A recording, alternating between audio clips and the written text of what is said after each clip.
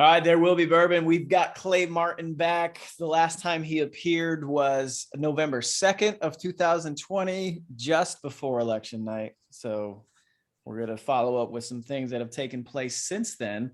Before we do that, as always, I am fueled by the finest American spirit. This time, a little Knob Creek 12-year from the Jim Beam Distillery and their small batch collection.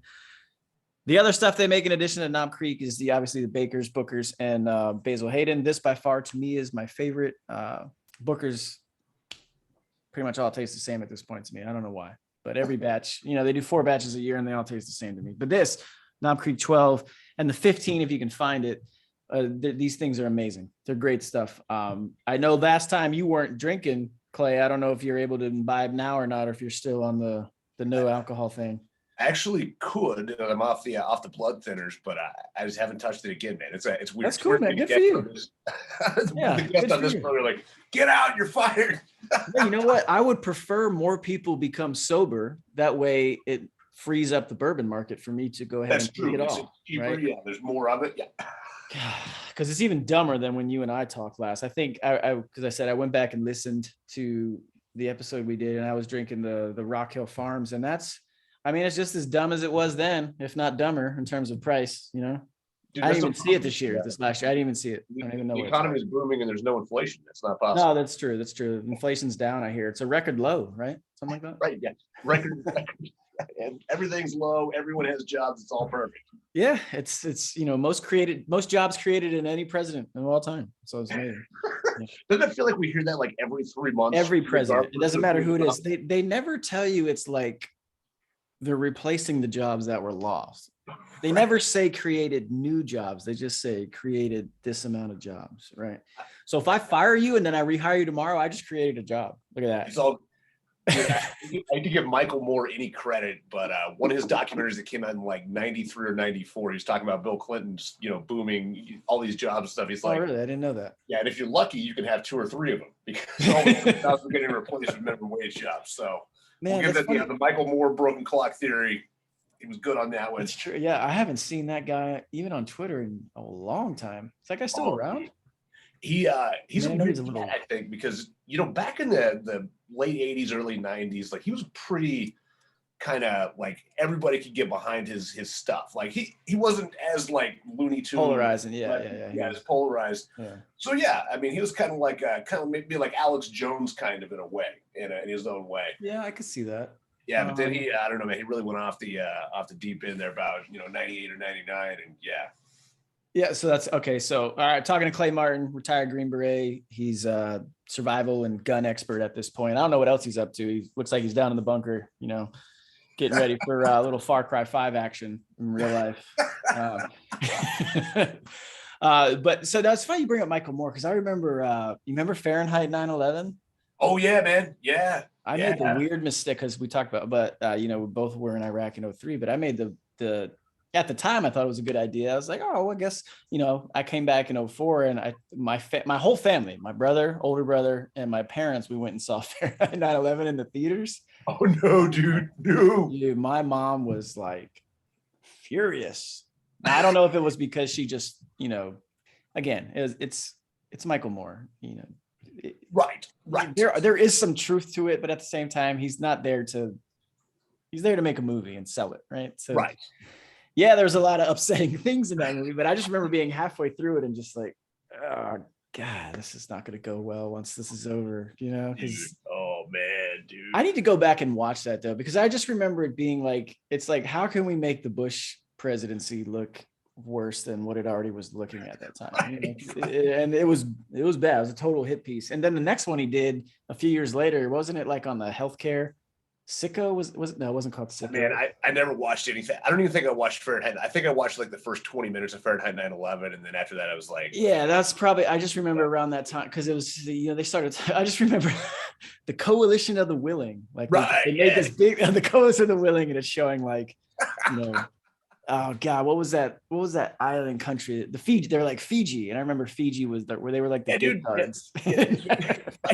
But They said Fiji like sent 50 soldiers, and it's like, they said well, like 3 of the 9 Fijian schools or something. Yeah, it was crazy. Yeah. it's the coalition of the willing. Yeah, yeah. I need to go back and just watch that one night and try and have an open mind. But Dude, yeah, so tell you what, we should get on a podcast with that playing and we give could it do to a Mystery space. Science Theater We could do a 3000. space on yeah, we could do one of those Twitter spaces where That would they be cool. That would be cool. We get Red and probably Terry. We get some you try to get Terry to actually pick up the phone. That might be a little harder.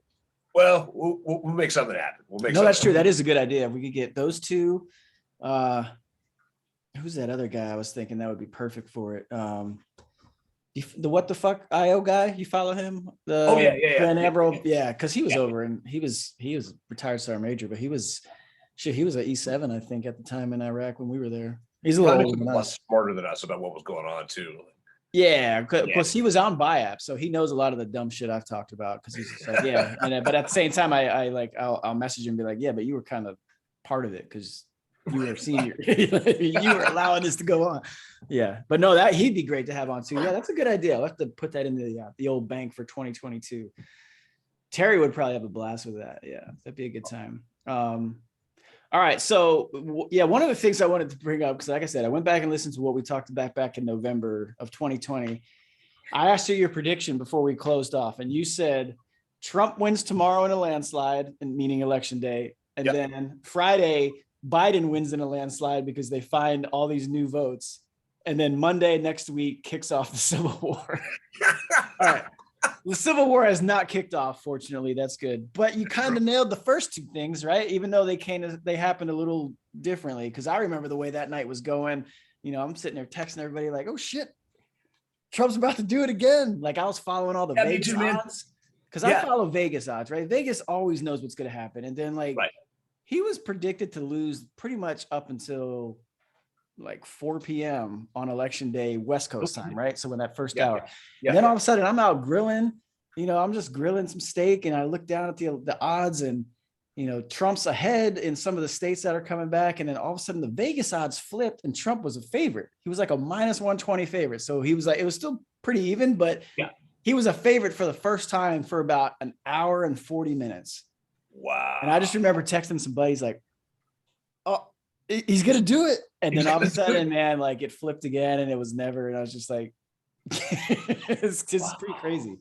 Yeah, but you pretty much almost nailed it, man. Dude, well, number one, I'm gonna have to get on the Vegas odds thing because I follow election night like it's a Super Bowl. Like that's my thing. Like I don't watch any other sports or anything. Like that's my jam. Like I'm up all night with popcorn and. Dude, just go to oddsshark.com, and they have an entertainment section, and it covers politics and everything else. Okay, sweet. I'm gonna get all that. But to the prediction, people have actually hit me about that one because also I was like desperately trying to get Prairie Fire out with those predictions in print. Yeah, I remember. Yeah. Before the election, and we barely made it by like a week. So people have been like, "How did you know that?" Like that's like some almost like crystal ball level stuff. Sans the Civil War bit, which year's not over. Let's just hope it doesn't come to that. But I mean, you're in the bunker. You just wait it out. Yeah, dude, I'm straight. Yeah, Yeah, a little periscope you can look up and kind of stick for a lot. Make it a periscope. Be straight. But people are like, how did you know that? And man, I actually made that prediction in July of that year. That was how far out I saw it coming. And it's one of those idiotic things of like intelligence stuff that sometimes you don't know how you know, but you just know.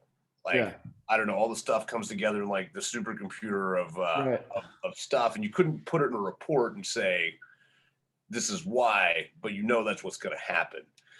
And that was what I said was going to happen the minute they started talking about postponing the election. Right. Okay. You remember there was that thing in like June, July of that year where they're like, oh, we might have to postpone it. And then everybody's freaking out a little bit. And that to me, that was the tilt. That was like, okay, they're going strictly to mail-in voting. And I think also that they can't cheat enough, like pre-knowledge. They got to come close. It's got to be a matchup or relatively close. And I don't know. In a lot of ways, that's kind of what happened. I did not see the Dominion like machine thingies happening, but jeez, it's weird. My whole thing, like, and this is, I come back on this. Were you ever in country when an election took place, like in Iraq or anything? Man, I'm trying to remember. I think there was an election in 06. I'd have to really go look. Maybe I was doing pre-election stuff and they did the election after I left that year. I can't remember exactly. Well, I mean, I remember because I was in Afghanistan in 2013 and they were doing an election. And, the biggest thing that's always an issue is security, right? Because there's no mail-in vote fucking option. You need to go down in person and vote and get marked with the fucking ink. And then, the biggest fear is like the Taliban looking to see who voted, number one, and then attacking polling station or people who are actually trying to vote. Like that's a real thing. But I just remember like it was such a focus on, no, you need to do in-person voting as my camera keeps cutting out, whatever. Can you still hear me okay? Yeah, no, I still got your audio. I mean, that's really all that matters. The YouTube thing just is for fun. But I just remember like, if this is the only way we can think to do voting in this country where we're trying to ensure democracy takes place, we're nope, you have to go in person. It's 2021, man, or 2020 at the time. Like, I just feel like we make voting harder than it needs to be in this country. I really feel like the election, it needs to be a fucking federal holiday, right? It needs to take place on a Friday. You make it a 3-day weekend or a 4-day, whatever. If it's an army thing, right? You make it a 4-day fucking weekend. Yeah. That way there's no issues, man. Get your ass down between Friday and Monday and vote. And we'll talk about it on Friday night when we close the polls, or Monday night. And then we'll announce the results on Tuesday or whatever, right? Yeah. That way there's it's like this antiquated version of like, hey, we need 150 million people to vote between the hours of 7 and 7. Right. Oh, and then, we'll have that option. If you don't want to do that, you can mail in your vote. And like, people can't count that shit within 12 hours of whenever it was received. No. It's just not really like no one, if you explain how the elections work in the United States to an alien, like the supreme alien emperor comes down to Earth and he's like, I need a better voting system to use on my planet. America, please tell me yours. Okay, here's what we do. Once every 4 years, we make the entire country come vote between 7 and 7. And we announce the winner that night. Right. That dude, that alien, as smart as he is, who made it to our continent or our fucking planet, he'd be like, you get everybody? But there's also this mail-in shit, right? That we kind of maybe get to if we need to. Like, we don't really get to it. We just kind of, because they're really just counting what they can actually physically tally. And meanwhile, also the polling stations are ran by like old people that want to be the hall pass dude for like a week, a weekend, real thing, man. And nobody else really gives a shit about it. So that's who does all the stuff. And it gets even weird if you live in an early voting state too. As I've lived in an early voting state now a couple times, and I always go in like a week, 2 prior. Like it's just me and like the bingo club, like 7 thing, like nobody's around, like waiting to open the polling place. I have no idea if that shit ever actually makes it. I mean, it's like a week, dude. Yeah. I've done mail-in voting because I'm registered to vote in Florida, but clearly I don't live there. So I've always, like the last 2 elections, I've done, mail-in stuff. Right. I mean, I assume it gets there. I mean, I know it gets there. Right. I do know that, but what takes place from that point on, I don't fucking know, man. And that's the problem where I feel like, look, this is not just an election thing. This is just a representation of, I think, a lot of our institutions in this country. Like the faith is lost in them. You know what I mean? Like there's, and it's earned. Like the loss of reputation is definitely 100% earned. I talk about this with the fucking army. Like, dude, I've been in for almost 20 years. I've seen the degradation of the standard to where we kind of are now.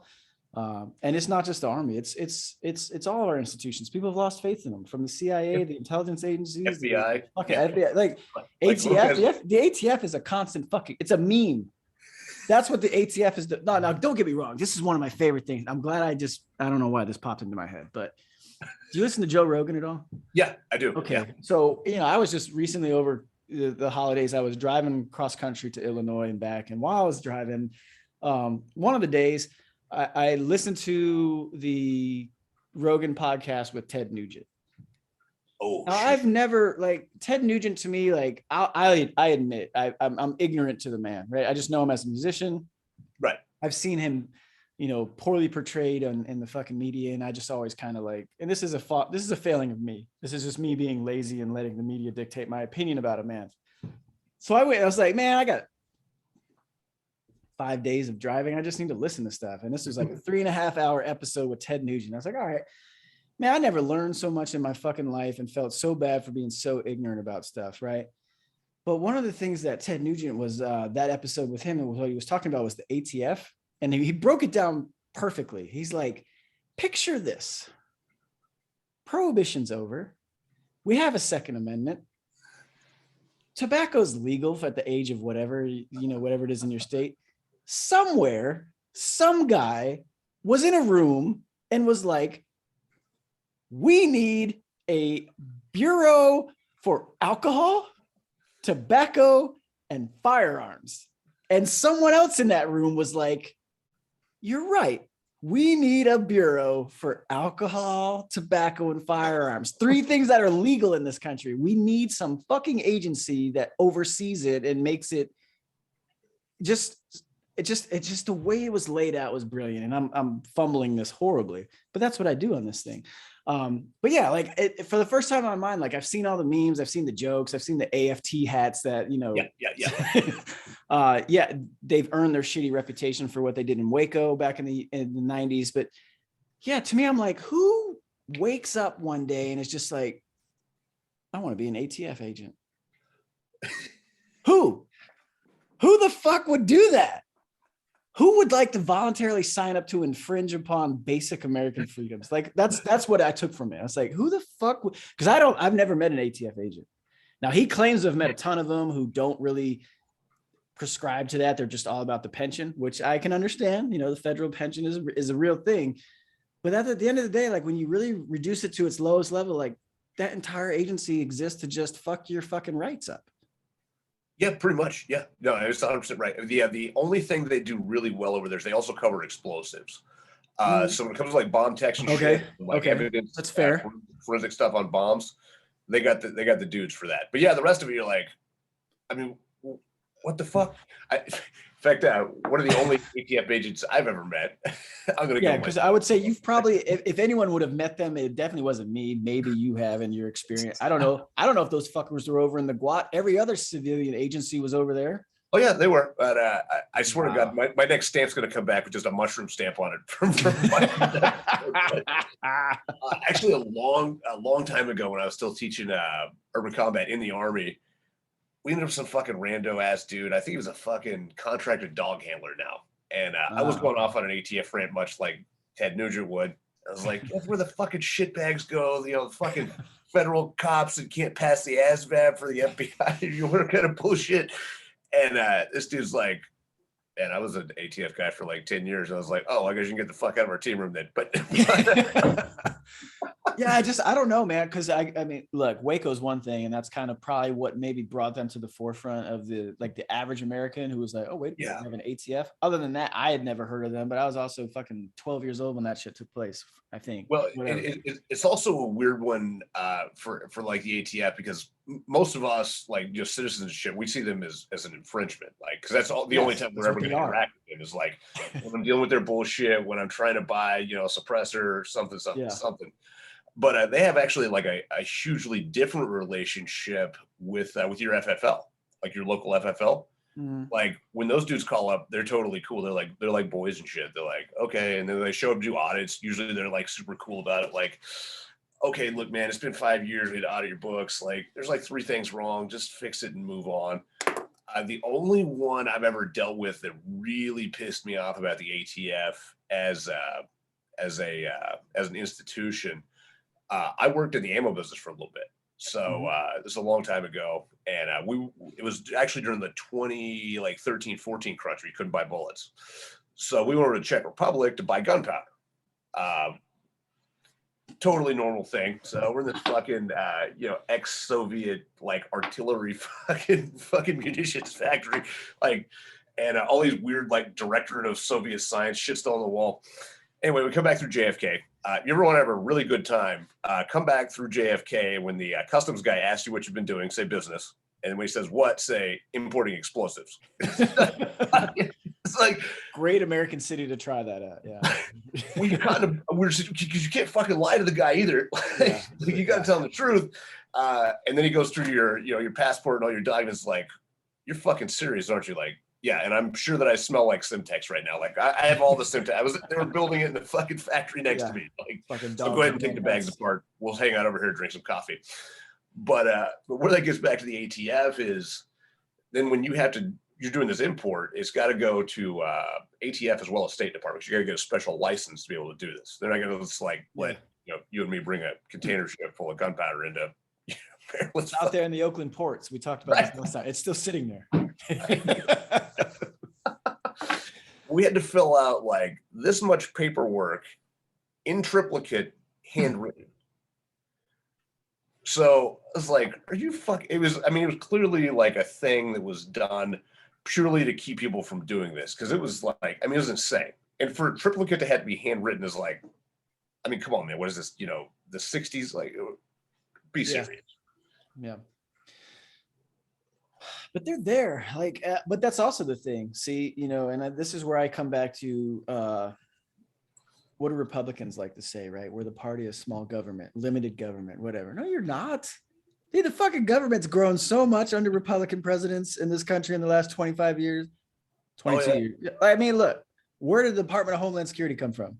Oh, yeah. Old George W. Patriot. G-Dub. You think that's ever going away? No. Right, exactly. What do we got? 17 intelligence agencies? 15? Oh, it's something I can't even count them, dude. It's ridiculous. Yeah. See, that's what's crazy to me is because I remember learning about this shit. I learned, obviously, most of the shit I've learned has just been by being in the Army for so long. But I do remember going over some of this stuff when I was in college and, doing political science. I just remember like, okay, so most people know of the CIA, right? Most people know of the DIA. Most people know of the FBI.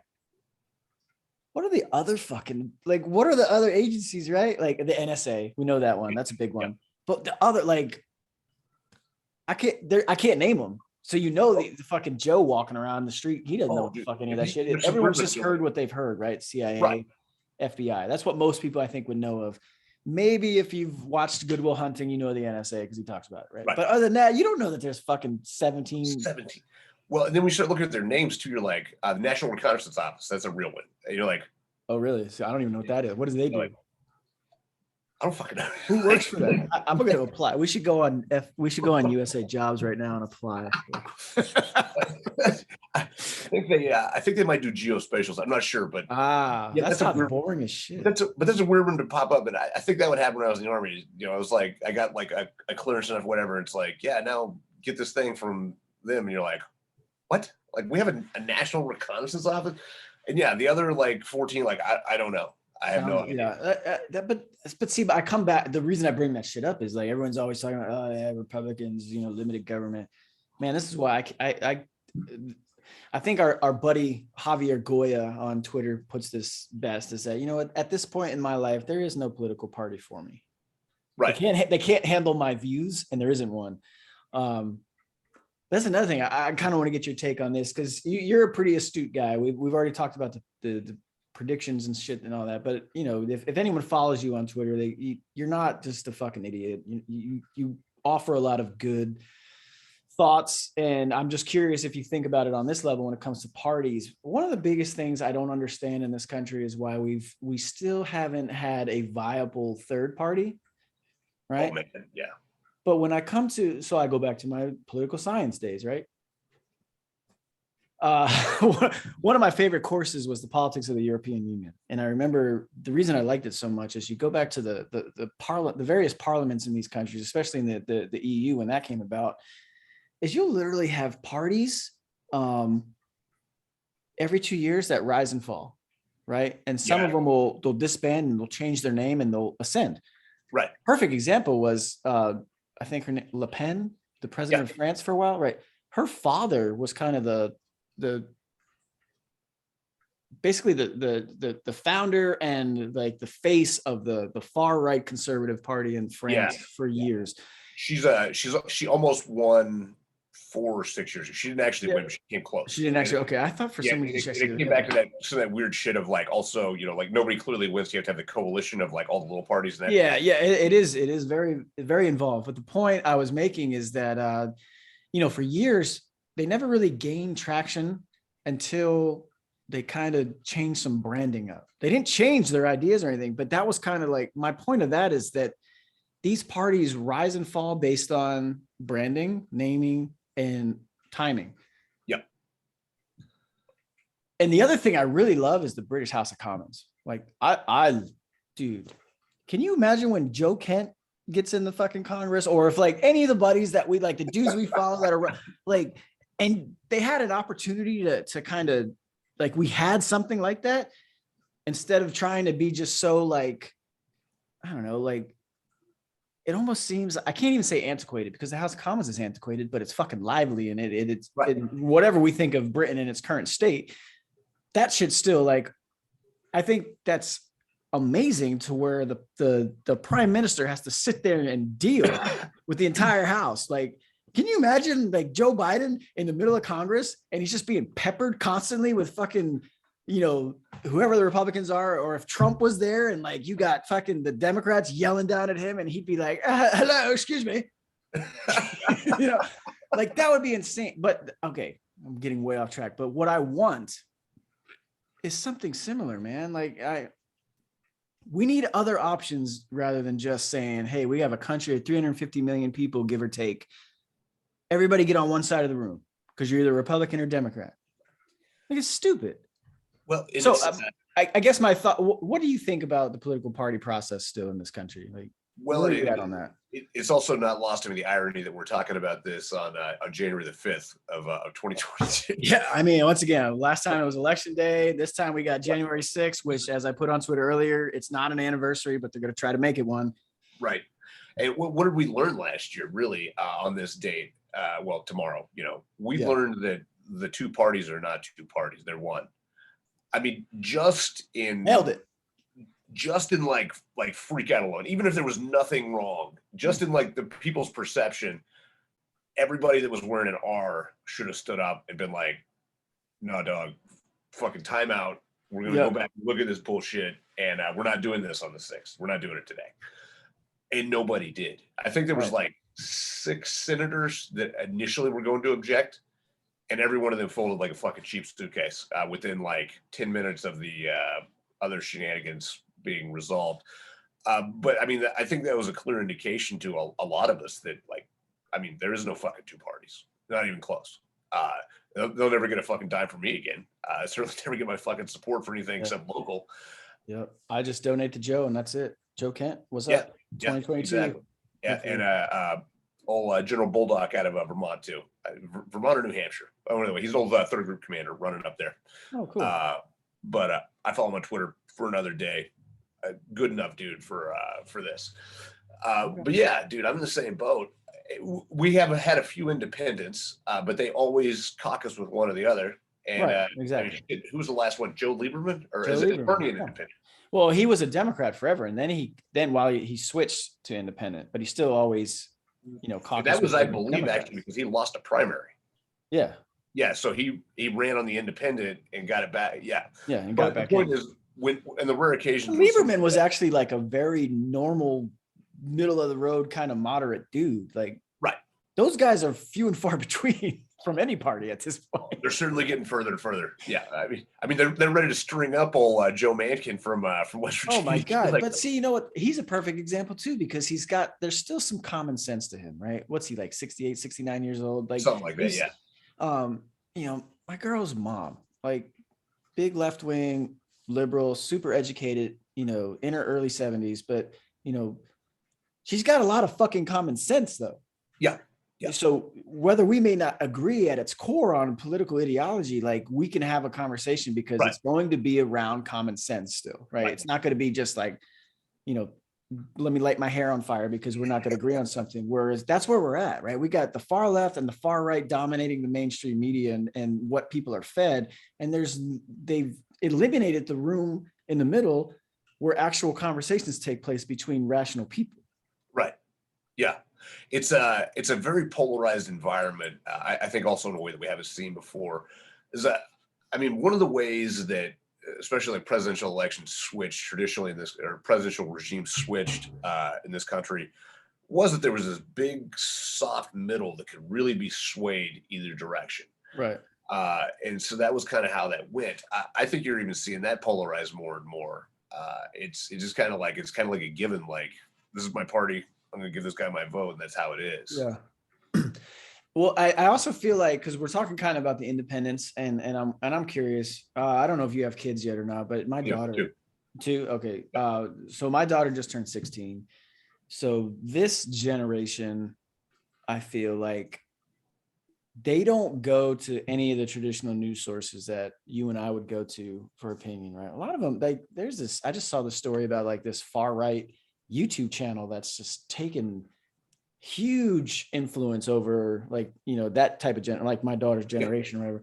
But what I noticed about even before her, even when she was younger and just dealing with some of these teenagers out here and these high school kids is, yeah, they're a lot of us trash that generation, like, oh, these, you know, dumbass kids, whatever. There's we sounded in a way like our parents 20 years ago. Yeah, exactly. But these kids are more inclined to kind of make up their own mind through non-traditional sources. Like, they're not going to go, oh, my parents watch Fox News or MSNBC, I'm going to go do it. No, they're like totally scouring the net and you know, video channels outside of YouTube as well. But, you know, I would say they're way more informed from a non-biased perspective than what you and our generation is, for sure. And I also think, just even in my conversations with her, because I know like some people will think like, hey, you need to supply sort of a foundation and push your child into this, or you need to let them, like, I've always been kind of, I'm gonna let her ask questions. I'm not gonna put my views on, you know what I mean? And yeah. And her mom, you know, when we were together, we're not together now, but when her mom and I got together, her mom was super fucking Democrat, super. And I was kind of at that point myself. And then I eventually, just through my experiences with military and just kind of reading and educating myself more and starting to think more, I shifted more to a conservative point of view. And that's kind of where I'm at now. But now her mom has.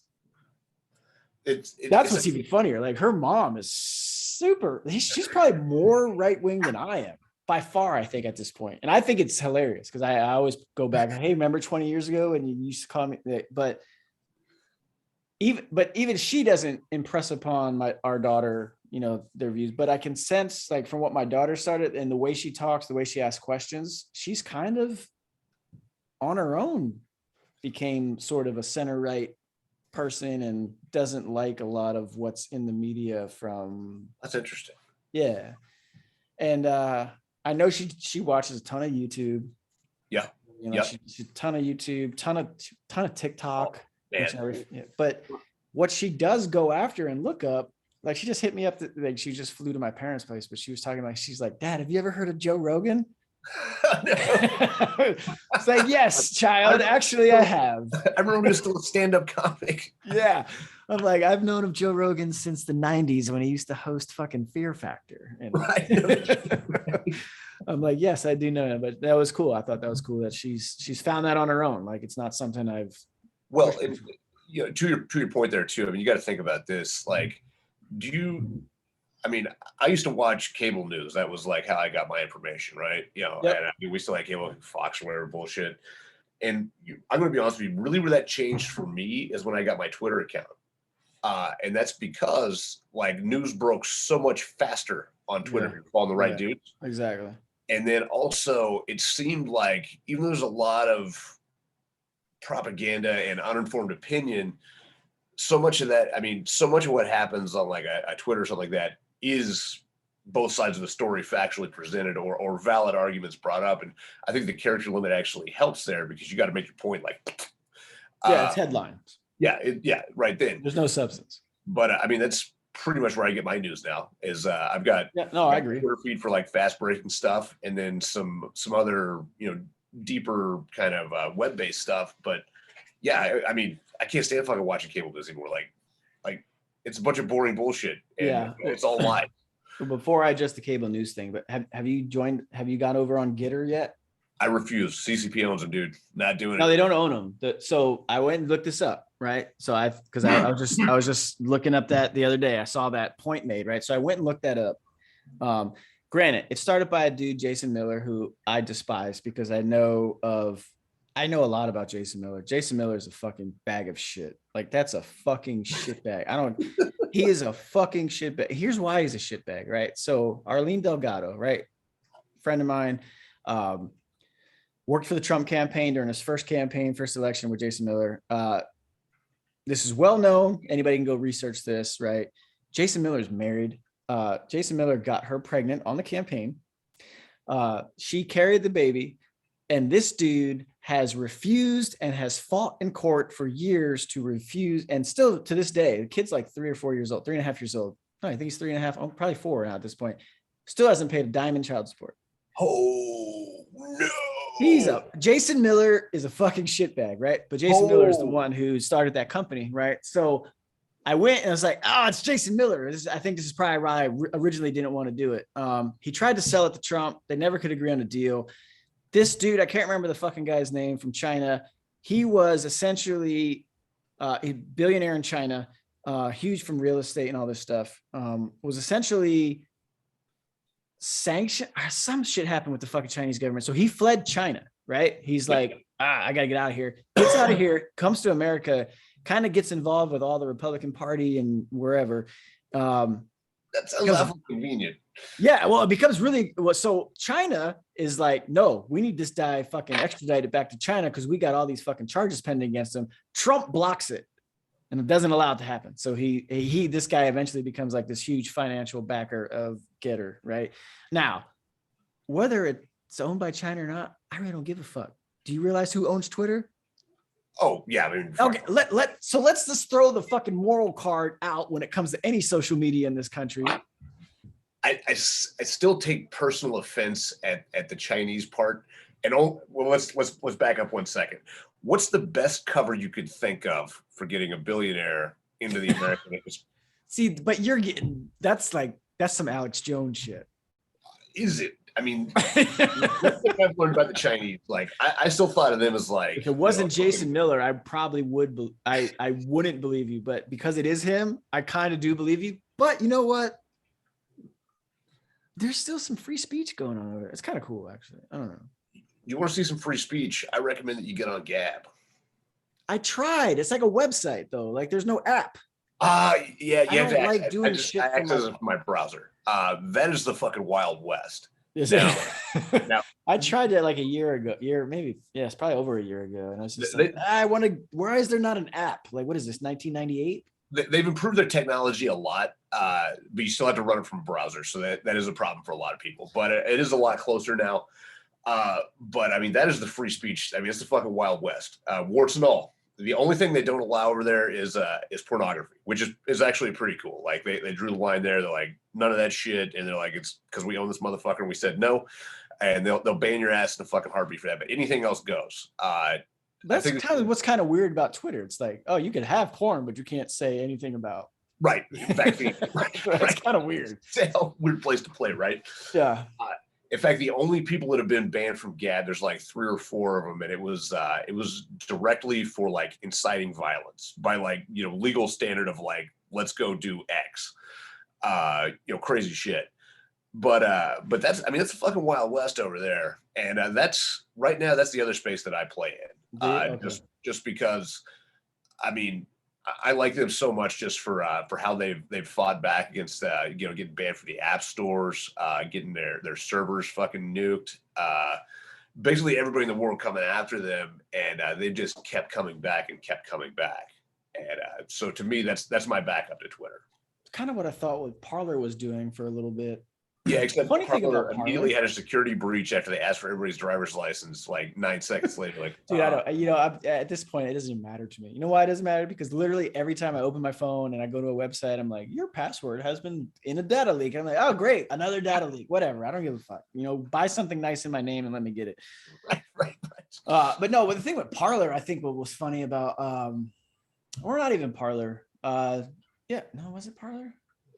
Because they tried to do like this, the server. That's what it was. So remember, they were taken down. They were taken out of the App Store. Yeah. Amazon kicked them off their servers. Yeah. They decided to come back with their own thing. It's just weird though, because at the end of the day, it's the same shit. It's the same shit. You know, Twitter's just, I remember getting on Twitter in 2008 when I think it's been around since 06, 07. I think I got on in 08 or early 09, the first account I had. And I just remember showing it to everybody and everybody looking at me like, this is stupid. Why would anyone? That was fun too, yeah. Yeah, why would anyone waste their time? I'm like, I kind of think it's cool, but whatever. Back then it was like Shaq showed a picture of his meal like I had a cheeseburger because exactly. I remember being in the gym at Fort Benning and ESPN was on the screen and they're interviewing Chad Johnson about Twitter and they had up there like Chad Johnson with 15,000 Twitter followers and I was like 15,000? That's a lot. And now I'm like, dude, you have 15,000 followers on Twitter now. It's like, all right, you're Demp. You can't even I mean, I'm about to say he's like he's probably you. Like you probably would have had 15 if you didn't get rid of your account. Like I mean, like they're pretty average people can get that very easily. Oh yeah. It's so international at this point. Like Twitter back then was still very American focused and all. Now it's definitely an international thing, but yeah, it's gone off the rails in terms of what it is. Because I mean, you talk about inciting violence on Gab, right? Dude, I remember being in Afghanistan in 2013 and 14, and then most of the Middle East in 15. The shit, if you go onto country-specific Twitter and you translate those tweets. Yeah. Different animal, right? That's like the extremist playground was Twitter. Right. And none of that gets banned. But if you come out if you go tweet right now, the fucking vaccine is false and fake and bullshit, you're banned. Yeah. But dude, there's like literally Al-Qaeda recruiting and ISIS all on Twitter and it's no big deal. Well, do you know why it's not in America? Do you know why that is though? I have no idea, but you're going to tell me. I just watched you watched that documentary called The Social Dilemma. It's on the Devil's Netflix, but yeah, I've been meaning to watch that. No, Netflix is cool. Whether there's a devil or not, I like being entertained. All right, so right. The documentary is fantastic, and it was made by a bunch of dudes that were like big shots in the tech world. And he actually, I can't remember if he gets to that in the documentary or in his Rogan interview, but he's talking about I think Myanmar and how the rebels or how people were like using Facebook to organize 100 parties to go murder people and shit.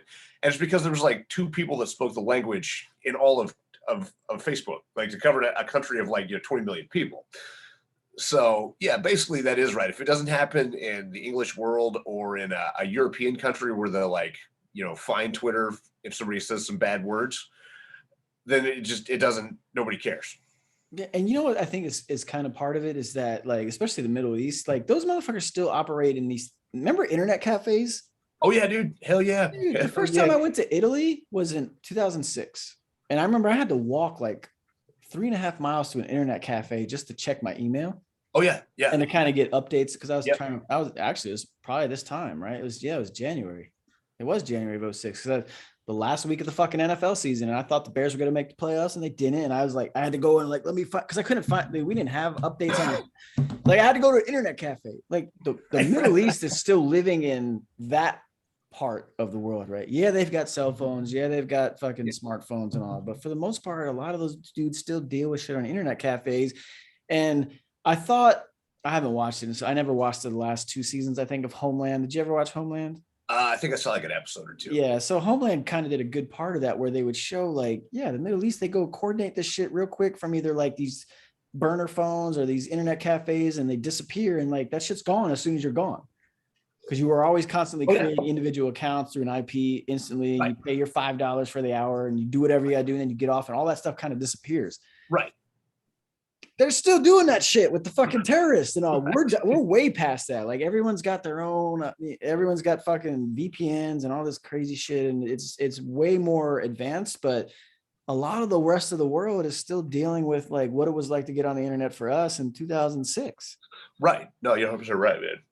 Yeah, no, it's crazy. And I mean, SIM cards that cost like $5 and you can buy them. Yeah, it's crazy. It's fucking nuts. Plus they walk around with their own internet. Like I remember being in like when I was in Kuwait in 15, like okay, if I wanted internet, I had to buy one of those Wi-Fi pucks. Yep. Right, where you had your, and it was like, I don't know, I think it was 4G. It wasn't great, but yeah, that's how you get on it. But yeah, they there's no one in these United States with a fucking Wi-Fi puck. Like, they sell them, but they kind of phased out pretty quickly. But dude, all over the Middle East, you got a little Wi-Fi puck, and you got everyone fucking gathered around it, and who knows what they're doing? I don't know. I'm just saying. Yeah, no, it's fucking wild, man, and it's a different animal for certain. Okay, so I know I wrote something down. I was gonna get your take on. Bring up the notes. Yeah, I think this was kind of funny. So yeah, let me see where you're at on this now, because you referred to COVID as the bat cough. Yes. The Kung flu. The Kung flu, dude. It's so weird though now, especially what's going on, man. Like, even my own daughter, like she had to go get tested today because she's had like no smell, no sense of, or a taste for like the past week and a half. Now, when we go all the way back to when COVID started in America, and probably February 2020, which where I was at, San Francisco. This is kind of where I was based. Dude, I got it, but at the time, the loss of smell and your taste was not a symptom that they recognized or would test you for. Oh, no shit. Yeah. So I was at a San Francisco Giants season ticket holder event in the end of February 2020. No, middle of February, so February 10th, I think it was. And then her and we drove up to Oregon for a little road trip around Valentine's Day, that time frame in February. And I just remember getting up to Oregon after that drive. Dude, I went to bed at like 7:30. I was fucked up. Like, I couldn't stay. I was so fucked. Like, all of a sudden I was instantly tired. Next day I was fine, got up, did a few things for the few days, come back. Once I was back for like the next week, probably 6 days, I couldn't smell and I couldn't taste. Like, I'm out. What I did at the time, like I grill every night, right? I sit out there with my grill and drink bourbon. And I just remember being out there like, wait a minute. I couldn't taste hold up. And then, so like the first, I just thought, oh, I don't know, maybe you go down to the store and buy some Jack Daniels because it doesn't right. Dude, by like day 5, I was starting to get very fucking frustrated. Like, I was starting to get pissed off. Like, I can't taste and I can't taste my fucking bourbon. And then like day 6, I remember I could taste either very, very, very salty or very, very sweet, but nothing in between. And then like magically on day 7, everything was back to normal. That's so fucking nuts. But I tried, like I went on all the websites for COVID at the time that they were talking about. Like, that was not a symptom. It was not something I could go get tested for. So I just never did. But I assume I got it, which I did. When I go back and look at everything that's in the literature and the stuff now, of course I had it, right? And it's pretty clear why. But yeah, it's weird because she just had to go get tested today. She's stolen all this stuff. Her whole family from over Christmas is positive, but she was negative. So that's fucking bizarre. I have no idea, bro. So I was just at the gym today where I go, and you and I talked about this before. Like my CrossFit gym, like the guy that owns the gym, he's a fire chief in the city where the gym's at. Half of his fire department's out right now because of COVID. He just had it for 10 days. He had it pretty bad. Like, he had like 104 fever. Like, he's fucked up. Oh shit, he's fucked up for that. But he didn't lose any sense of taste or anything. He was just tired and had a high fever. But yeah, like, this shit's just like, half of my company had it over Christmas and all. It's like, I don't know. It's just so where are you at with the bat cough, man? Did you get it? Did you? I'm actually in the same boat. Like, I don't know. Is February 2020. I'm in the hospital with blood clots all down this fucking arm, both lungs fucked up. And I mean, that was, I can't remember the date exactly, but it was very early February 2020.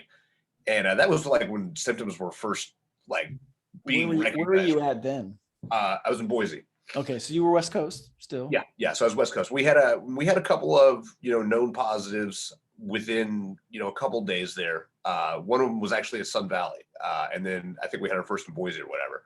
But we've also got people flying in from Oregon and California every day. Exactly. That's the Boise airport. Yep. But yeah, so that's what happened to me, and I'm like, when the test became like a thing, I was like, well, can I get fucking tested? Like, and they were like, no. Essentially that's what I was told. Yeah. Right. And that's kind of how it went. So to this day, I've never been tested, and now also knowing that if you get COVID, you just stay home for 10 days and eat some horse paste, like fucking stay motivated. Yeah, well, so Maddie, she got it probably a few weeks after I finished, and she's very different than me. Like, so she's got like a history of asthma, right? She's had pneumonia in the past. Like, she was, and even her, never went actually physically got tested, but she was fucked up for like a month. To this day, her sense of taste or smell still hasn't fully returned. Wow. And there's cases about people like her. So if you go back and if you look at the NBA, this guy, God, the dude, Rudy Gobert plays for the Utah Jazz. He's a French citizen, but he plays for the Utah Jazz. Yep. He was the dude that was like making a joke out of it. He like, rubbing the microphones and the next day he tests positive, right? Yeah. But he went back to France and had a study done because he was the same thing. His sense of smell and taste has never returned 100%. Wow. And so he was one of the first people studied by French doctors because what they were able to pinpoint is that people like him and her, their brain gets rewired from a sense from that, what is it, the olfactory thing that does your smell and shit. So she kind of is like, so she likes peanut butter, right? Yeah. It's a jar of peanut butter in there she won't eat because it smells awful. Coffee smells awful. And I'm just like, damn, like I'm pretty lucky, man, because I couldn't imagine if you're trying to tell me if it was bourbon after a fucking year and almost 2 years, literally almost 2 years, right? And you're trying to tell me I'm having issues with this. Oh man. Dude, I'm kind of soft when it comes to that stuff. Right? I don't know how well I would be accepting that. So, but yeah, it's just crazy how whatever the fuck the back cough is, it definitely is fucking with certain people completely differently than it is others. Oh yeah, 100%, dude. Yeah, 100%.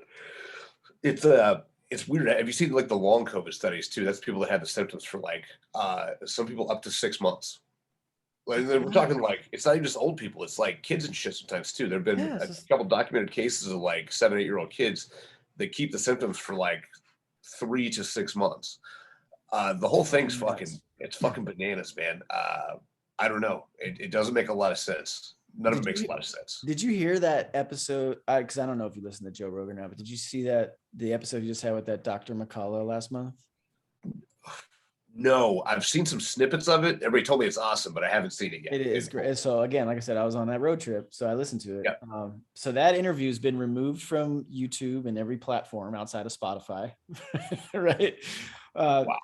So what he was saying, so what Dr. McCullough was talking about, like because the dude's like, he's a cardiologist, I think, from what I remember. I don't know. He's a legit fucking doctor, and he's like the most published of his field. And so he's not just some dude. He's like a dude at the top of his field, right? Right. And so like the biggest thing when he was brought on to all these like COVID, I guess, I don't know, a board or groups or whatever to kind of deal with it. Like he was the only guy, according to him, how do we actually treat it? Nobody wanted to actually talk about treatment. It was all about symptoms and stuff. And like he was trying to be. He is the mRNA vaccine inventor. Oh, okay. Yeah, that's who the fuck he is. Okay. Yeah. Kind of a big deal, right? So yeah. So he was talking about like his early experience was like, well, what do we do to treat? And he was trying to keep people out of hospitals, right? Like he didn't want to wait for people to get to the hospital. But anyways, you start getting further and further in it. And he's talking about like, there's just been this massive push for vaccination and vaccination only and not actual treatment. Now, he's not an anti-vaxxer. He'll tell you himself during this interview, he's fully vaccinated and he's had the booster, right?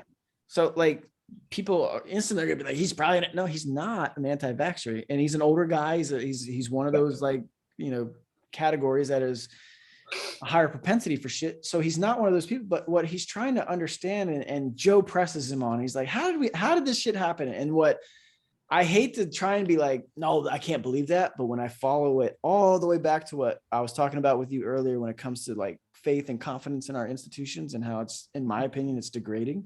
Yeah. He just talks about like doctors. He's like, it's medical incompetence. It's because no one knows what to do, and no one wants to say they don't.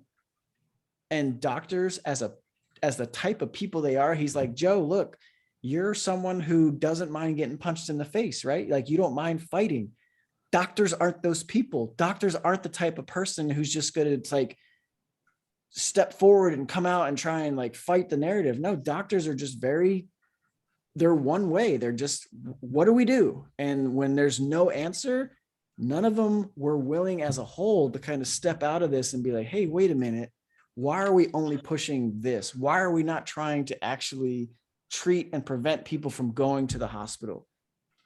Wow. All we've done is push vaccination, and all we've done is say, hey, get to the hospital when you have this symptom. When, for the most part, you don't need to. Well, I mean, I can't remember if he talked about it or this came from another source, but are you aware of they actually had Biden go to this provincial governor in India and asked them to suppress the results of the fact that they pretty much kicked COVID's ass with ivermectin. It's like, he talks about ivermectin as well. Like, it's legit. Yeah.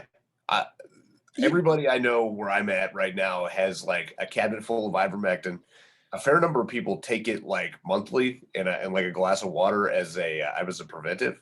Yeah. And it's like a cheap fucking drug that you can buy. Well, even he was talking about doing like this iodine nose flush. Like, it's like, he's like, it's very invasive and annoying, but if you just flush your nose out with this iodine fucking wash that people in third world countries do all the time because they can't afford medicine for certain things, like that alone will prevent you from a lot of things.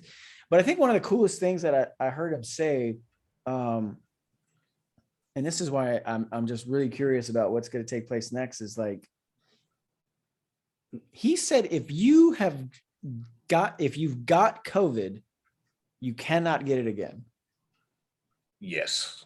And Joe Rogan pushed back and was like, I think that's bullshit, because I have a friend who got COVID, then got the vaccination, and then got COVID again. And he's like, no, your friend did not have COVID at one of those points in time. He may have thought he had it, or he may have distributed or shown symptoms that he may have had it, but I promise you, he did not have it twice. And Joe's like, I don't know. I think he did. And he's like, well, I would like to learn more about that case, please. And he wanted to, but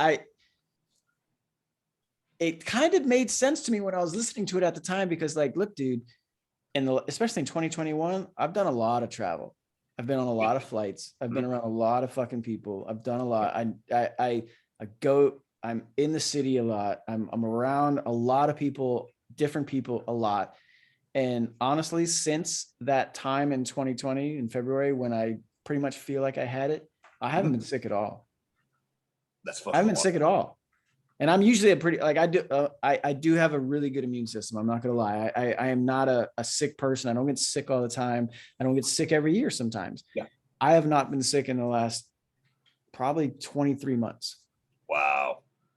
That's why I started thinking like, maybe this is true. Maybe there's some credibility to this. And he was saying, like, Joe's asking about, what do you think about boosters? And he's like, well, I think the way they're pushing boosters isn't necessarily right, because from his perspective is that it takes a year to fully pass the spike protein of this fucking COVID thing, right?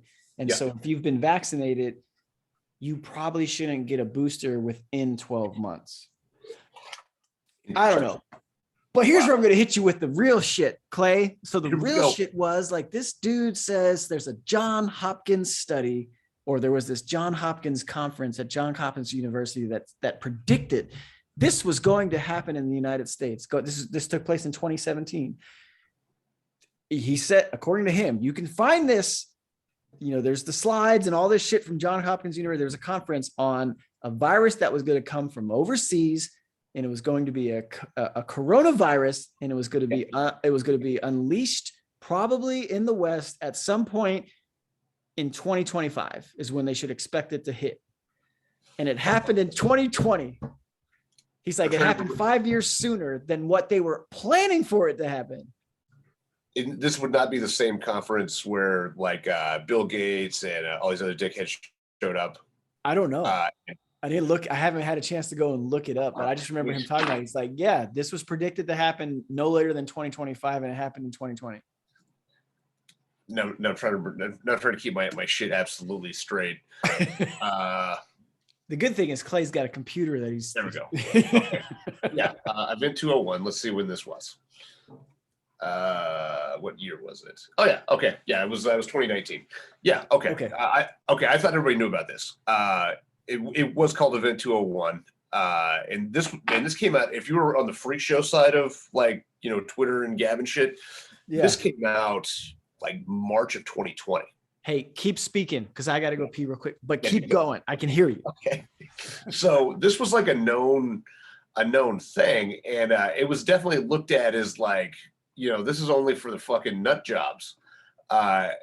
It was a thing that would get you kicked off of Twitter and shit. People just, it was a conspiracy theory. But yeah, I mean, it's fucking real as fuck. I mean, I just pulled it back up right now. Yeah, Event 201 is still up. It was October 18th of 2019. Invitation only. And let's see what else. Yeah, so it was called a zoonotic coronavirus transmitted from bats to pigs to people that becomes transmittable from person to person. So yeah, I mean, the other crazy thing about this is there's plausible data that says that the coronavirus was already loose in China as early as like September 2019. But yeah, the fact that this Event 201 thing like was tabletopped and then happened exactly like this like 6 months prior is absolutely fucking insane. But yeah, dude, I thought this was a well-known thing. I thought kind of everybody knew this one already. No, that's the problem. Is no one, because, and this goes back to the fucking media problem in this country, which I totally neglected to follow back up on. But you were talking about, you used to go to Fox or cable news, now you don't. Dude, Fox News and MSNBC were created in the exact same fucking year. Right. So, I mean, do we really want to like play devil's advocate and be like, oh, you know what? There probably had to be some coordination to that because you had CNN forever, and then all of a sudden you had the creation of Fox News and MSNBC in the exact same year. Yeah, nothing to see here. Right? That's a little weird. Yeah, but then that's also my thing. It's like, man, would people just like? It's not news. It's fucking entertainment. Like everyone berates these fucking hosts and shit. Like, oh, you're a journalist. No, they're not. They're fucking opinion makers and givers. Like, I guarantee you, if you go and look at one of their contracts, you will not see the word journalist anywhere in it. Like they're not there to be accurate. They're there to give their fucking opinion on something from that specific perspective of that network.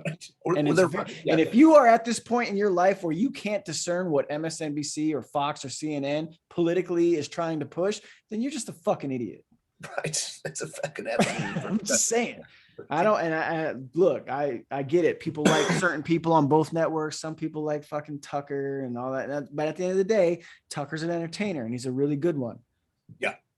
But let's just call it what it is. But yeah, so I go back to that because Joe pushed back a lot. That's why I like Joe Rogan, because he's just himself and he just pushes back on a lot of things, or he just tries to get information and has a lot of people like Dr. McCullough from all sides.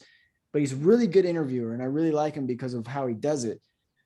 But he's like, so like, how did we get to this point where like vaccination is the only thing and it came down to medical incompetence, but it's just like,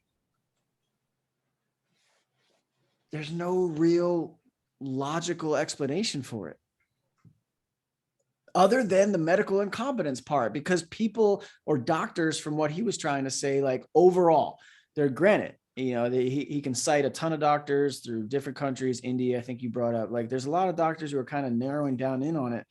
But for the most part, everyone was just like afraid to deal with treatment. So let's just pose the vaccine as the only option. Like there is nothing other than this vaccine. And we've seen that to not be the case, because if that was the case, why do I have to, here in San Francisco, I have to show proof of my fucking vaccination status and still wear a fucking mask if I go inside or to a bar or to a restaurant? Well, that goes back to the whole thing of it. It's all fucking theater. Yes. I mean, hell, even looking back now with the eyes that we have, I mean, everything China did for December and January of 2020 and 2019, respectively, was fucking theater. Like, you remember they were welding motherfuckers in their houses? Yes. Yeah. This shit was fucking happening, dude.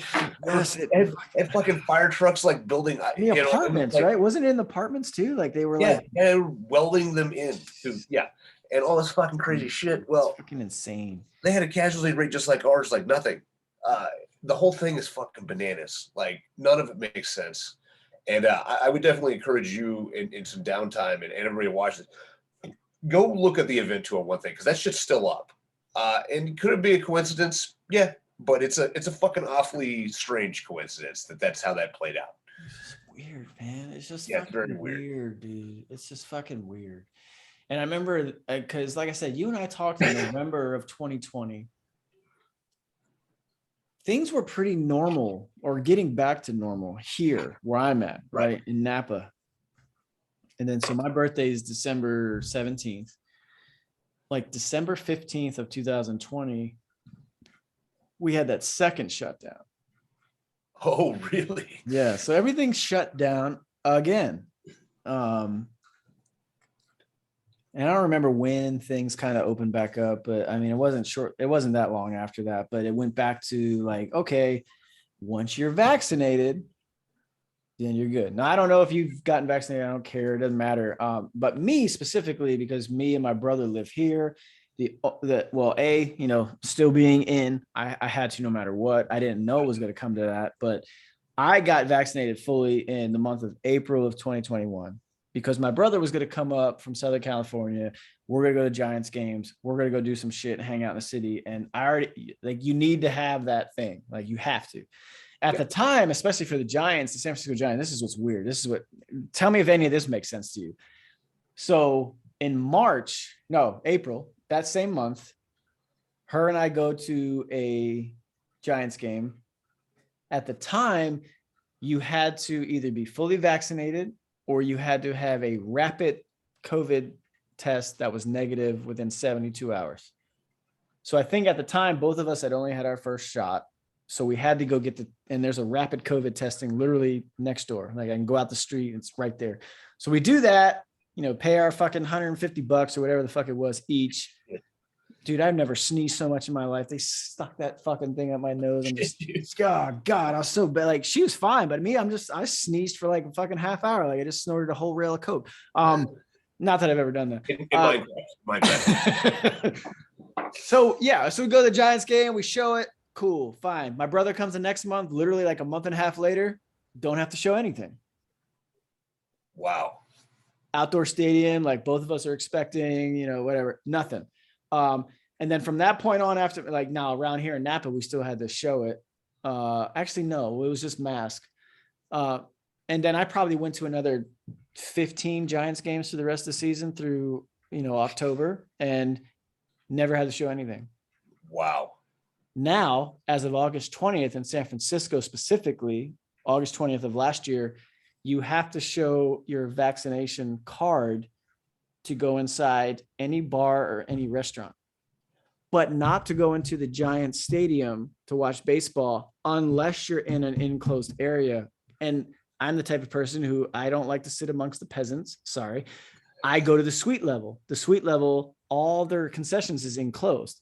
So inside, you have to show your card and have a mask on at all times. But if I'm outside the door and I'm sitting in the seat, surrounded by 40,000 fucking people, as it was for Game 5 of the division series that I was at, all is fine. Holy shit! Tell me if any of that makes any sense. That's fucking insane. I can sit in my seat, surrounded on all sides, and a sellout crowd. Nothing, no mask. I go inside where a door closes. Here's my card. Here's my mask. When you have to think about this from a perspective of what I'm calling a free state now, like we haven't done shit with like lockdowns or anything in well over a year.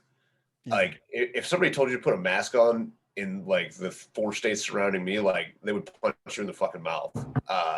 It's rare. It's rare to even see a mask anymore. It's usually somebody that's like old and like, I don't know, hasn't got the fucking word or something yet.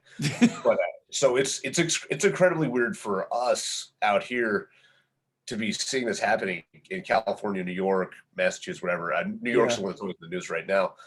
Like it's almost unimaginable. It's almost like it's happening somewhere else. Well, yeah, and that was my entire experience on my drive. Like I drove to Illinois to see my daughter, right? So I went to Reno, Salt Lake, Cheyenne, Omaha, Chicago. Yeah. Every stop along the way was completely different. So Reno, I was kind of surprised by Reno. I go in the hotel in Reno and it's like, all right, we're all wearing masks. I get to Utah, same hotel as I stayed at the year previous. And I'm just like, I remember that it was super locked down. It was December 2020. Like it was fucking, I was like, all right. So I know what to expect. I walk in, I got my mask on. I'm like, I see like 15 different people and nobody's wearing a mask or anything. And I'm like, all right, it's Utah. And then I see the sign, mask optional if vaccinated. I was like, oh shit, that's how it used to be in California. Now it's not. So I was like, all right, cool. I don't have to have this fucking, because it was completely different. Because like I said, December 2020, it sucked. Like, beautiful hotel. And I felt like it didn't matter. I should have just slept in my truck. I wasted money on a fucking hotel that I can't experience anything in, right? And this time it was great. Then I get to Cheyenne in Wyoming. Oh, now we're just like, dude, we're doing whatever we're doing whatever the fuck we want, right? Which was cool because like I was just like, man, like kind of how it should be, right? Because just now I try to reduce it all the way back to the initial. And I remember, the uncertainty of it all initially. Yeah. I remember my parents both, when they did a trip in the summer of 2020 and they caught it while they were in Arizona. And I remember the way it was portrayed in the media and just my dad, my dad was 72 years old at the time, multiple heart surgeries, a lifetime of asthma. When they told me that they were positive, I remember thinking literally like, dude, my dad's going to die. If this is what they say this is, there's no way my dad makes it. Yeah, no. My dad's fine. He was tired for a week. He was tired. Like that's what it was. He was tired. Now my dad's a very active individual. He's the only reason I work out the way I do is because I learned all that shit from him. Like he eats amazing. He's super active and he's far outlived his expectancy. But I literally thought, I'm like, if this is what they say this is, oh, he's fucked. I'm just waiting for my mom to call me and be like, yo, your dad died. But that didn't happen. They were literally tired for a week. That was the entire, and my mom worked full time throughout that as a nurse. Fucking totally fine. So, I mean, so it's just so weird how it's literally, we're coming up on the 2-year mark next month. And what are we doing, dude? Like, what are we doing? Because it's different. Like you said, every state, and it shouldn't be. Totally. Yeah. And it's very obvious. Like one color of the state is doing one thing and the state that looks like your shirt is doing the opposite. And none of the results seem to vary that much. Right? No. Everyone's demonized Ron DeSantis in Florida. Fuck you. I love that. Everyone's demonized Florida and Ron DeSantis. Oh yeah, he's going to kill everybody. At the end of the day, yeah. The state is, if you want to demonize the fucking state, why are they not the worst state in the union? Because they're not. You're right. Yeah, exactly right. They're very representative based on their population. Right. If not exceeding that, they're the third largest state in this country. And they're probably like what, 22, 23 in terms of cases? Something like that. Yeah. So what's your argument against Ron DeSantis? What is your argument? You don't like him because he has an R next to his name? Well, it's getting crazy in a worldwide thing too. Like people have about had enough of this shit. And I mean, it's getting fucking bananas. Things are getting real fucking sparky. Did you see the shit that's happening in Germany right now with the school kids? No. So I saw this on the internet and it was so wild that I was like, there's no fucking way. But then one of my boys has cousins that still live in Germany that just came over for Christmas. And I told him, like, yeah, this is how it goes. Every day at like kindergarten, first grade, they ask all the kids who's vaccinated and who's not. If you're unvaccinated, you have to come to the front of the class and explain why you're an unwashed fucking heathen. and like, you know, publicly fucking shamed, and like, man, you start fucking with people's kids, like they will go crazy. Like they'll start cutting your fucking head off with a hatchet. Like, this is like, German. what are we doing? What city is this in? I'm under the impression it's like countrywide for Oh wow, Jesus. yeah. If you got some context where they're asking about it, but yeah, it's fucking crazy. But man, I don't know. It's the whole thing is fucking bananas. I mean, none of it makes any fucking sense. No, it really does, and that's what I just wish, you know. I mean, and a lot of people banged on President Biden a few weeks ago when he was like, "There is no federal solution to this; it's up to the states," and he just walked off. It's like, yeah, granted, that's not what he campaigned on, but the fucking dude's right. Fucking true, yeah. And so, yeah, what sucks is like you are subject to whatever fucking capital letters next to your governor's name because they're all playing a fucking political fucking game of this shit. Yeah. Like I know what's going on here because of fucking Governor Newsom, right? My daughter in Illinois, everything's been fine. She's in the middle of nowhere in these fucking suburbs. Everything's been great. But now when she goes back to school after this fucking winter break's over, their first week is a virtual week because everyone's got these fucking cases again. It's like, dude, they're just, it's the fucking flu at this point, if that. Right. And now I just saw, like, I made a joke of it earlier on Twitter. It's like the first case of the flu Rona it shows up in Southern California, because where else would it fucking show up other than dirty ass fucking LA, that fucking cesspool of God, dude. You know what? If we're gonna start over, let's start over by fucking let's just nuke LA. Oh my God, that place is such a fucking mess. Like, it's so bad. It wasn't like this 15 years ago. When my brother moved to LA in 2004, LA was kind of pretty cool still.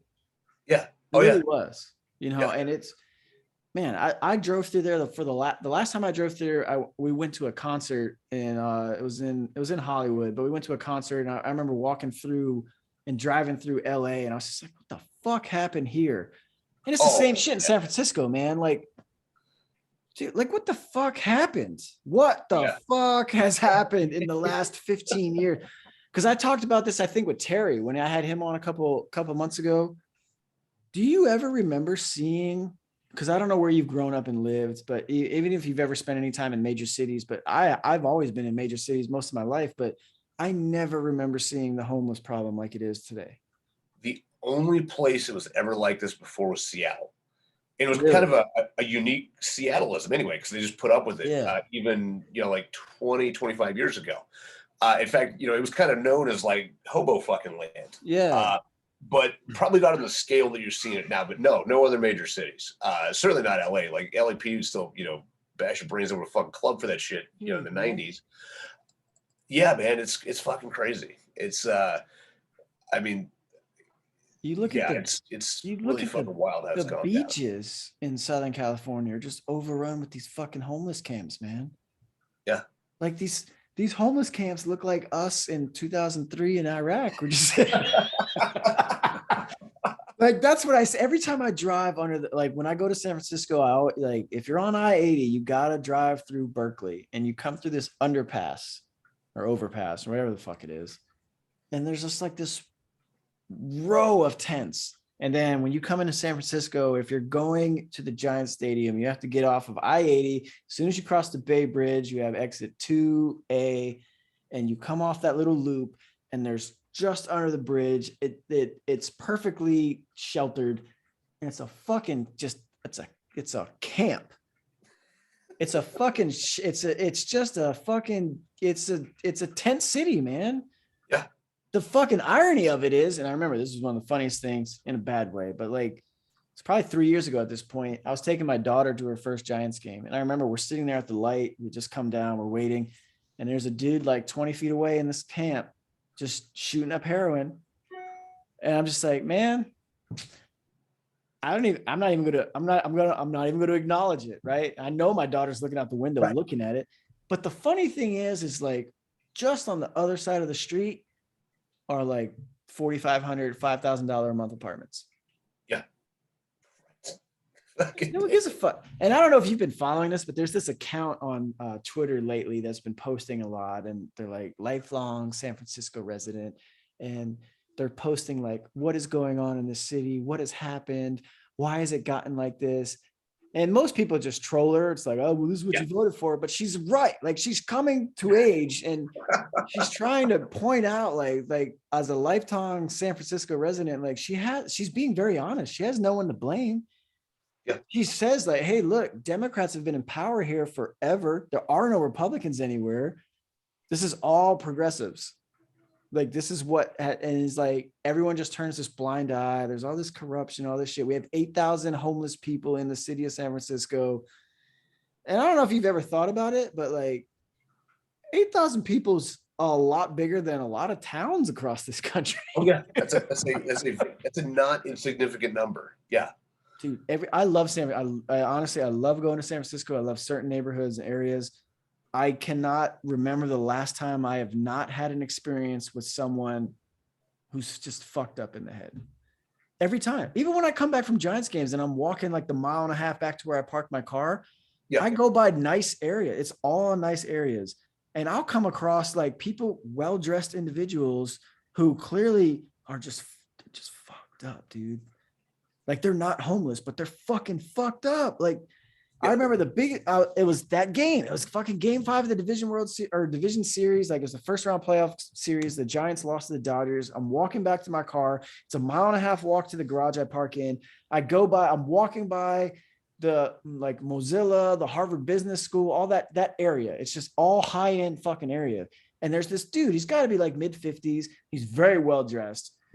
He's got a nice vest on, everything, and he's just like, motherfucker, he's just going nuts. And I'm just like, this is not a homeless man. This is a dude who either maybe he got fired that day. I don't know. He's not poor. Right. He's not homeless. Something's wrong. But it was like, dude, this is every day in this city. You're gonna have an experience with someone who's mentally just fucked. Right.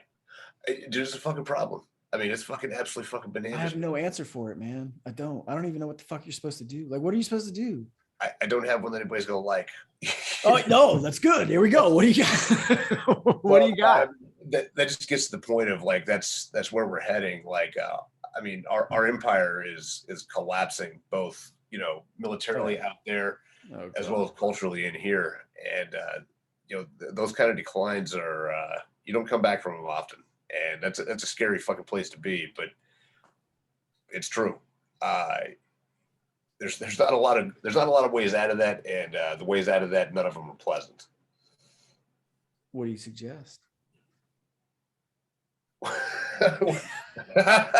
Nice try, Fed. Nice try, Fed.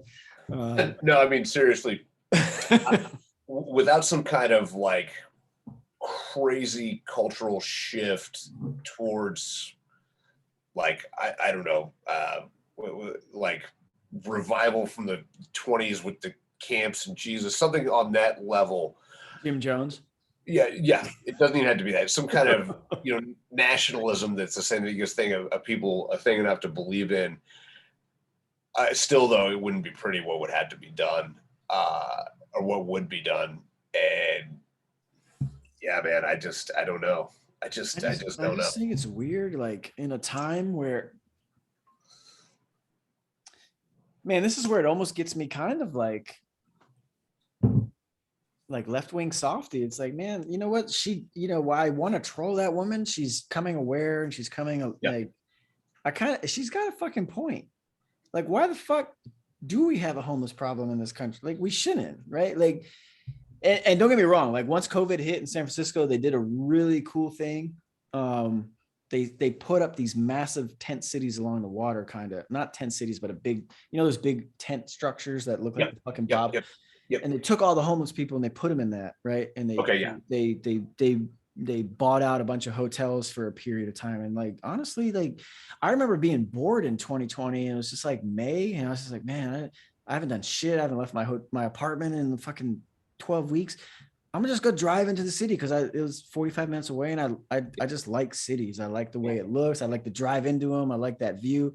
I love driving into San Francisco. And I remember going in and it was like a ghost town, dude. Like there was nobody anywhere. And it was so fucking creepy, but none of there was no homeless, like everyone's gone. Right. And then I remember learning like, hey, like along my walk, like I was talking about for when I park in my car and go to the Giant Stadium, there's like these two massive tent structures, and that's where they put all the fucking homeless apparently during this.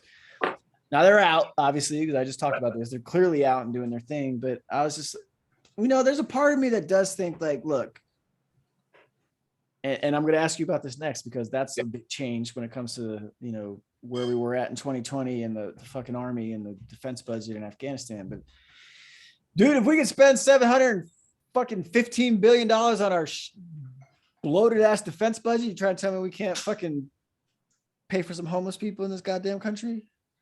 Yeah, but what are we going to pay for their heroin? I don't fucking know what we're going to pay for, but I'm just tired of seeing them. I'm just like, I'm being very honest. I'm tired of fucking seeing them. I don't want to interact with them every time I go to a major city. And that's what I do, at least on the West. Yeah. I don't really remember dealing with them too much in New York. I know they're there. Don't get me wrong. You're not going to believe this. There's a homeless camp just like that in Missoula, Montana. Missoula? I don't even know where the fuck that is, bro. I barely know where Montana is. It's the Austin of Montana's, but still, it's there. I mean, it's fucking there. Yeah, they got us right down by the river, huge homeless camp, all the same shit. Yeah. Why would you want to be homeless in Montana, man? That seems kind of rough. It does, like, I get why people want to be homeless in California. Usually, you got great weather, people with money. Yeah. Apparently, the dudes are just hard as fuck, but they're there. But that's kind of the point, though. It's like cities and cultures will put up with that shit now. Well, that's, I wish I'm going to go and try and find this account. I may have not been able to find it at this point, but I'm going to try and find it, and I'll try and send it to you, and you can just kind of read through it, because she's right about so much. And it's just like, you know what? I'm just waiting. I'm just missing her coming to the total realization that this is what you voted for so long. And that's the only thing, is like, they're not considering any other option. Like they're illuminating all the issues. Like they're highlighting, like, she's linking books of like, hey, how progressives ruin cities, like all this historical analysis that's been done. But like what they're stopping themselves from doing is, we got to try something different. They don't want to try something different. They still want to do the same voting that they've always done. They just want it to work. Well, I got some news for you. Hope in one hand, shit in the other. Like that's how this game is played. I don't know, because that I ain't gonna lie, and that's why I said, like, I'm no party. I'm best candidate. I'm candidate that I like and who I think is gonna work for me. But yeah, it does break. There's a part of me, my heart does break when I see that shit, man, because and maybe I've become way softer since having a kid, because I don't know, maybe my fucking daughter makes some shitty decisions in her life and she ends up in that position. And that's how I look at it. Like, what the fuck? Like, hopefully I can be there to not make sure that doesn't happen to her. But what if it does, right? What if something happens to me? And that's why, like, when I look at those people, I'm like, man, they weren't always like this. They have family, or they had it, or they, like, something's gone wrong. Like, no one's just born to fucking be homeless, in my mind. I don't know.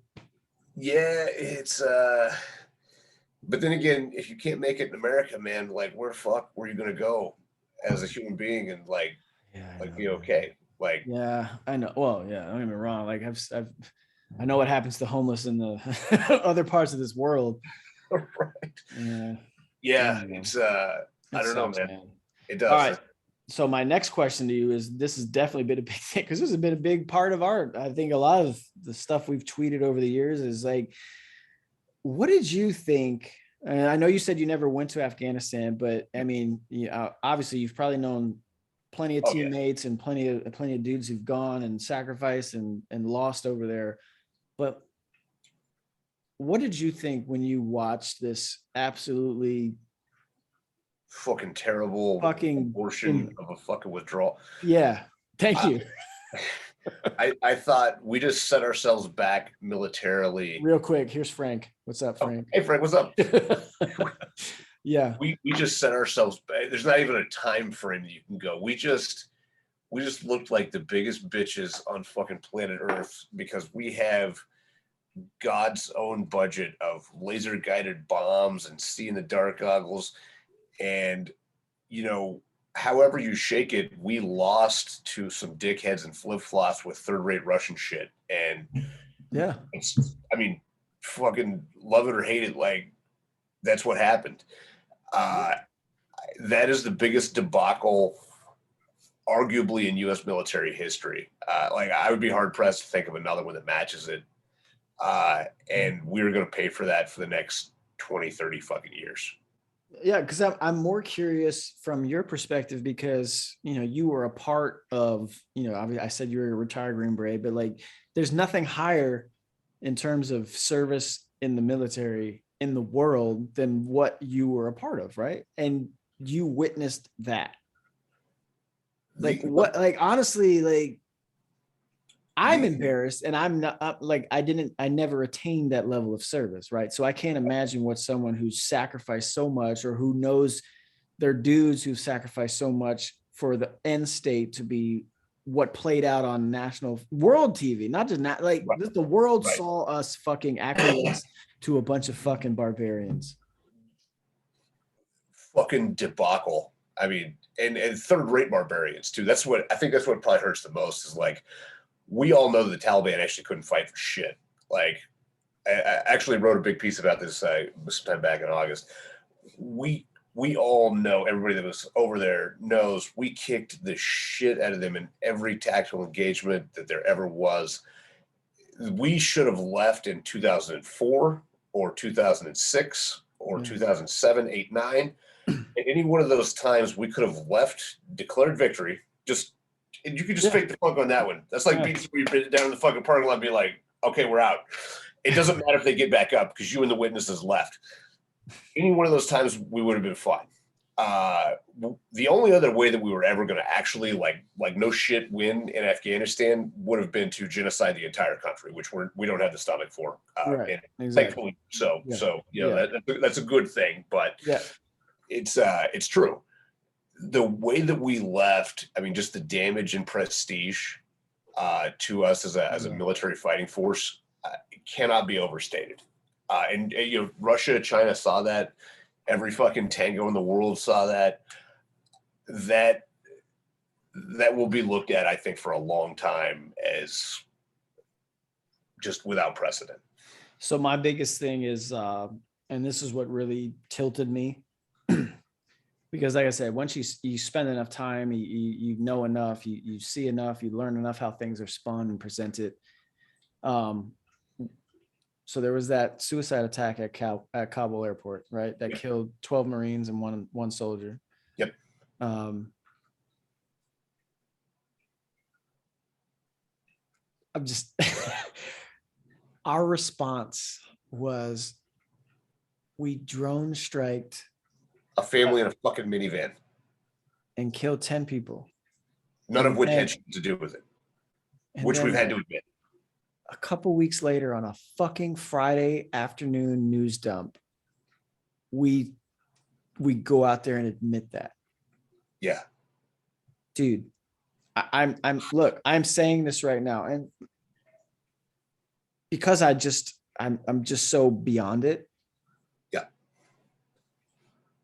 I would love to be kicked out tonight because we're a fucking embarrassment. And for not only that fucking situation and instance, but the review that came after it that said no one is responsible and will be held accountable.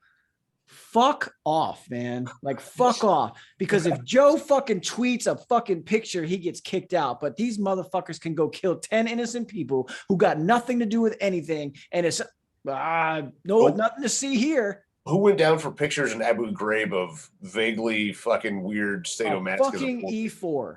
That's who we got. E4 and E6. Fucking E4. Exactly. E4 and E6. That's right. But the female E4 and the male, that's right. The male E6. Yeah, exactly. Yeah. Fucking like, dude.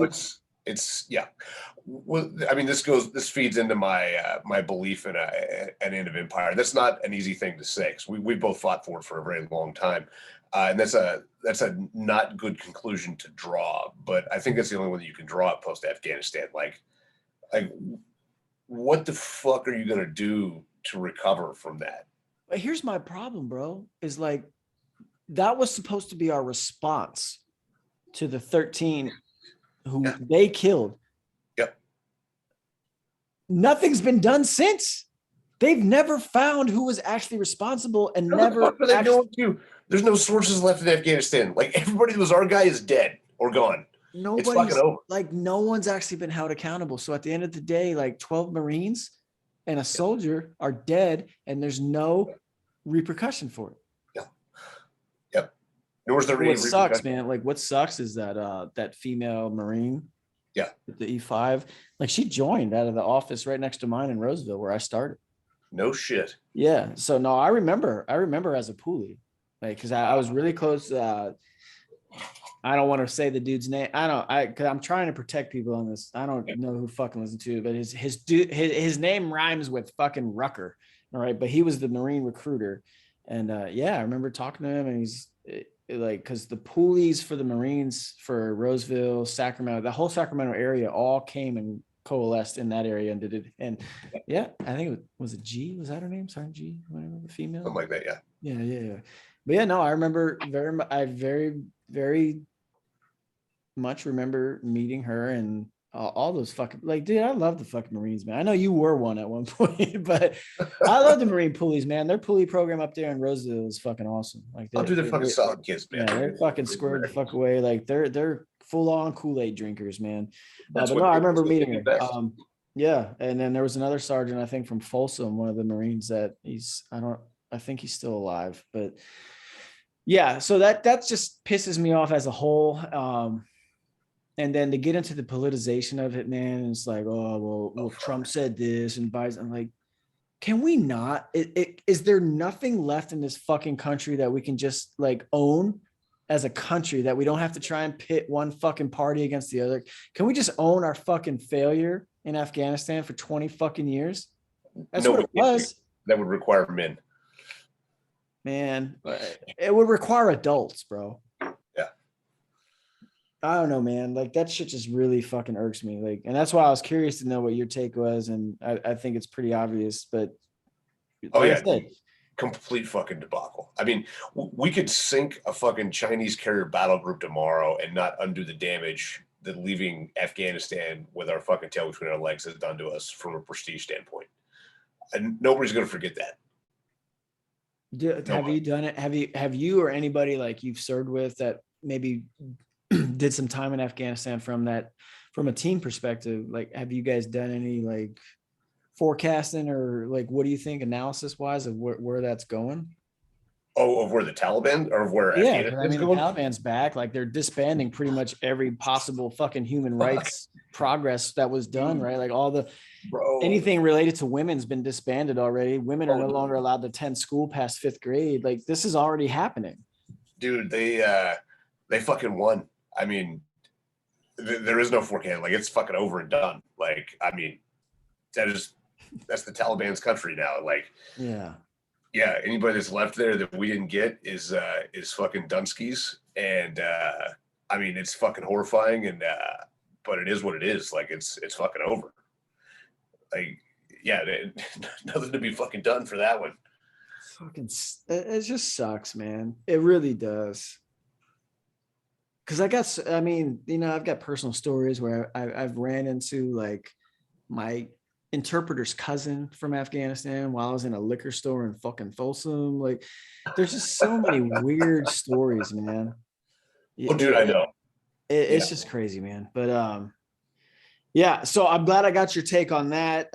Like I mean, dude, I could talk to you all night about a bunch of shit, but I think we hit on a lot. I'll probably touch base with you hopefully sometime again later in this year, but you don't have to make any more crazy predictions on things. I'm gonna start making predictions like everything's rainbows and unicorns. That'd be great, because no one ever comes back to those and be like, "Oh, you were wrong. You said things were gonna be great."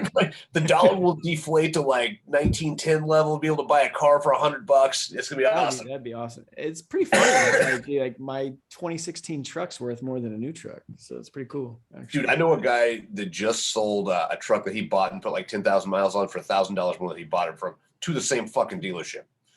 Yeah, it's crazy. Like there's my mechanic. There's a Chevy dealer right next to where I live. Like, my mechanic's like, "Hey man, my cousin just bought like a 2018 back when he bought it, and they're offering him 5,000 more above sticker." I'm like, who knew my truck would be my greatest investment, bro? I'm just gonna hold on to it and see what happens. All right, man. That's Clay Martin, bro. You got anything to promote while you're here, real quick? Yeah, I got the books on Amazon. Concrete Jungle, Prairie Fire. Yeah. I'm working on another one right now, but it's not ready. So hopefully, when I come back on next time, we can talk about it. Okay, well, look at that. That's what they call a teaser. All right, so there we go. Clay Martin, find his books, Concrete Jungle and Prairie Fire, and a new one in the works. You can follow him. Where can they follow you on Twitter? Is it Way Off the Res? That's my twin brother is Way Off the Res, Dr. Martin. That's right. Okay, Dr. Martin. You have a twin, Dr. Martin. Damn, we have to get you in your twin next time. Just like me. He types just like me. Got it. He did last January. Yeah. All right. Yeah. So read between the lines on that one. All right, brother. Have a good night. Thanks for showing up. And again, hey, there will be bourbon. All right, dude.